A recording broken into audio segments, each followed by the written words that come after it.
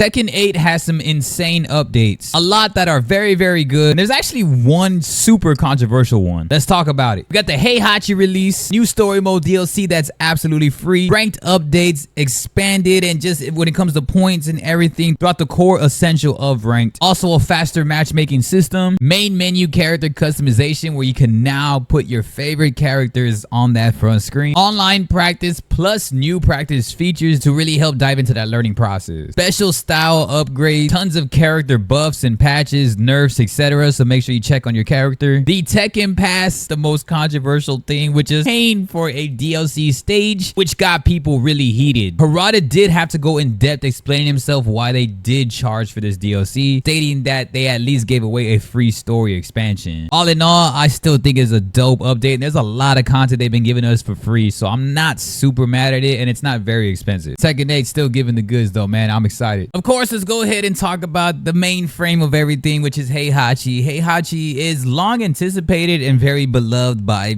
essentially everyone that is known to mankind for the Tekken franchise.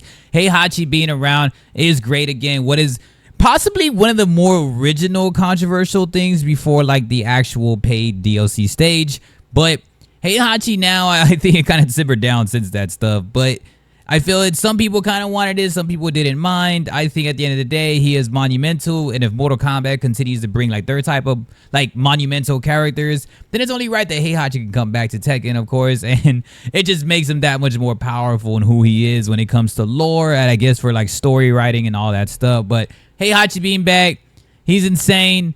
A lot of people already been training with him, and he's just, there's a lot of things about him, a full breakdown of him and everything. So just make sure you're checking that out. If you are a Heihachi fan, I feel it is well worth it. Again, I don't run Mishimas in Tekken, but I still feel that, I mean, of course, like it's Heihachi at the end of the day. You could at least learn him so you can learn to like have an anti-type moveset against him. You know, just no anti-Mishima prospects is somebody like me, where I love training against Jin and Kaz all the time. It just helps you out. And Reina now, since Reina's the newest character. There is a lot of lore between that too with the Heihachi Reina, so that is also very much, like, very insightful, I would say. Cool. Love to see it. Another Mishima on this roster. So is that like the most Mishimas probably ever? Because with Kuma doing some stuff too, I don't know. Y'all gotta be letting me know about that. Next, we have the story mode DLC, which is free. Now, initially, this was probably one of the coolest things I was so excited to announce, aside from like that paid stage aspect that happened. But new story mode is still badass. Like a new episode is what they're calling it, with like Eddie Gordo, Lydia, Heihachi, and I believe somebody else. Is it Reina, I think? But yeah, they have the new story mode DLC free. I got to dive into it a little bit more in depth so I can knock it out the way. I'm excited for that also. It's always cool to just get free content like that, especially theatricals and story modes and stuff like that, lore. So to just build on your library of what you know and how you can be accustomed to these characters. Very, very cool. Now, this is still a nice feature to have. You know, Mortal Kombat charged a lot. Mortal Kombat didn't really, I think a lot of people like to get that confused though. Like Mortal Kombat didn't necessarily charge for like just a story mode. They charge for like the combat pack, and if you divide that within the characters and all the content they actually release, then that with skins included that are actually pretty cool. The Ultimate MK3 skins, and then the Melina one, the Scorpion one. There's some pretty good stuff in there. So I think people are just over-hating on what Mortal Kombat did. When you divide it, like keep it real divided, like the way it is and what it's worth, I think it's well worth that content. Probably even better than Combat Pack 1. That might be a hot take though, but yeah, y'all gotta let me know about that. But Tekken 8 does do a free DLC. Huge on moving forward. I very much agree with that to an extent. I mean, I think this possibly wouldn't got as hated on if they charged for this first. But all in all, it's still dope as shit. There's ranked updates, and while I talked about that like briefly, I like this because the prowess matchmaking is still very sensitive, but hopefully they continuously dive into this.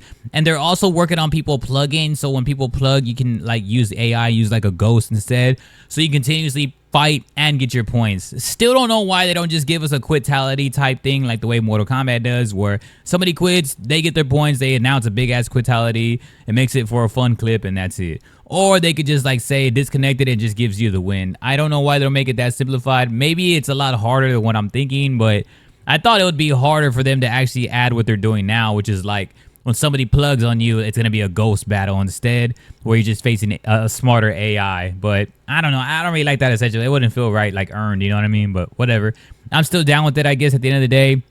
At least they're doing something. And then with the rank updates, it seems like they're doing faster matchmaking with that. That's what they're including in the update. They're literally stating like faster matchmaking stuff. And I think that that's pretty cool. I want them to continuously dive into that prowess, like how sensitive it is, and the rank points. That was very inconsistent, and it talks about that they're getting more consistent with the rank points on there. So I really, really love that. I hope they continuously dive down and double down into that stuff, because when you lose to somebody like 10 times higher rank than you, you'd still lose the same points as somebody that's like way lower rank or the same rank and lose the same points. And it's like, what? This dude's like way better than I am, way higher prowess and everything. So I hope they continuously like look into that, do more studies on it, and take off the damn prowess, how sensitive it is. It doesn't affect like the top 3% of players that are just really good at the game regardless, but it does affect other people, I think, in my opinion, at least the base audience or their core audience that's actually buying these games and actively rotating these games, including myself. It affects us a lot. I don't mind it, but it's just massive with that matchmaking. So I hope they continuously do ranked updates. There is some now. Let's keep hoping for more. Then you got the main character, the main menu character. You can put anyone you want now. I'm tired of looking at Lydia's face, so it's cool to see Heihachi by default. And then you can put whoever else you want now. And they announced that like on their first menu. So that is super duper cool. I'm excited for it because it just makes it look cool, the aesthetic. You go back to Kaz if you want. I think with Kaz it looks fresh still. Like just keep it like straight up vanilla. But all in all, like putting Jin up there would be dope, or Eddie Gordo back up there would be super cool too. But yeah, I really love that. Just customize it. Put your favorite person on there. Please do it now. Just do it now. I'm sure 0.001% people will have Lydia on there. Even, I don't know, man. Just, yeah, take it off and go put your own character on there. Online practice and new practice features are also going down. So online practice, of course, kind of what I was told. I think more in Tekken Tag 2 by far. But, or like in other games also, but this is just huge. I mean, everybody seems to be adding that online practice at the same time.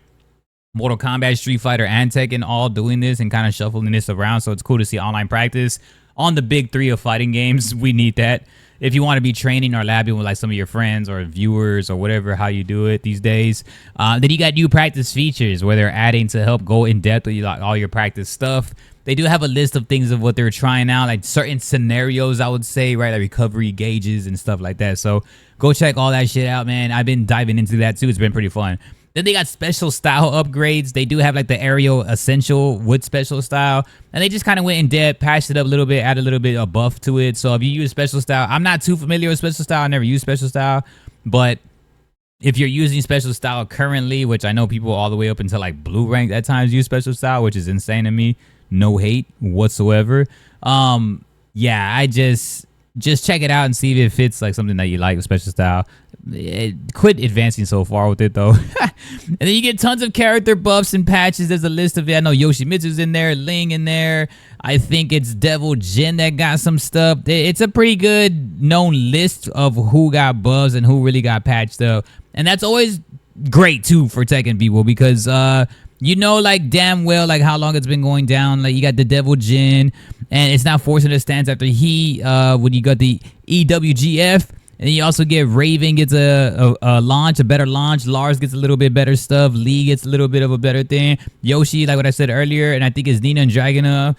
Nina and Dragunov are still going to be top 2. There's nothing really happening with them, so that's kind of like the overall hindsight of what's been happening with these updates.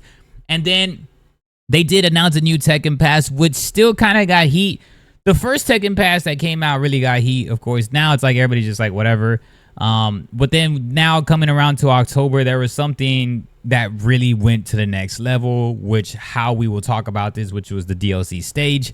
This was massive because Harada goes on really explaining and showing stuff and talking on Twitter like, hey, we're devs. We need to make money somehow. We did give y'all a story essentially free, and we're giving y'all a shit ton of content for free. So what Mortal Kombat, in my opinion, did early, and they got all the slander for, they kind of try to make up for it now. They're trying to make up for it at least, and trying to give proper like prices and try to get proper content along with what we're paying for. But Tekken now kind of went the other way around. They gave us a shit ton of free stuff, spoiled everyone. So now when they do something like this, it's like people are getting pissed for like the Tekken Pass. People are getting pissed for like the actual new stage now. Even if it's $5 USD, like not very expensive, but still it's just a stage in my opinion. I think they could have charged for someone else. I think charging for the story would have been way like chill versus charging for a stage. And I don't know what made them think that. I guess it was to try to bait people for like updates and people like that to be like, oh yeah, look, we got a free story. But then in the back end, just kind of like, it's just bad business. It's kind of like what Mortal Kombat 1 did also, or forcing you, trying to get you into that DLC expansion pack by switching around the buttons. Like instead of like B to back out of the menu, like B actually made you select the menu. I don't know. It was just terrible on how they're trying to force you into it.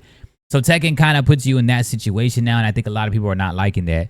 I feel it should have been the opposite way around. I don't think a lot of hate would have happened if it would have been charging for a story mode. That seems like more reasonable, like charge for additional lore, and then just have like a stage to come with that expansion that you pay for with the story, right? I don't know why they did it that way, but Harada did apologize, and he was talking like, hey, we're devs, we're still a business at the end of the day, like we got to make money, we got to do this, we got to do that, which is rightfully so, right? It is a business at the end of the day. It's just bad business, in my opinion. It was just kind of a weird route to go.